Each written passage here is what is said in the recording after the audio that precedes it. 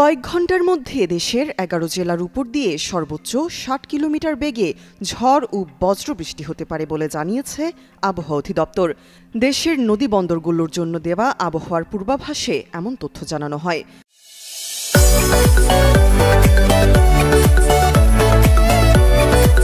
বিজ্ঞপ্তিতে বলা হয়, রাজশাহী, রংপুর, ময়মনসিংহ, খুলনা, বরিশাল, পটুয়াখালী, নোয়াখালী, কুমিল্লা, চট্টগ্রাম, কক্সবাজার এবং সিলেট বিভাগের উপর দিয়ে দক্ষিণ অথবা দক্ষিণ পূর্ব দিক থেকে ঘণ্টায় ৪৫ থেকে ৬০ কিলোমিটার বেগে অস্থায়ীভাবে ঝড়ো হাওয়া সহ বজ্রবৃষ্টি হতে পারে।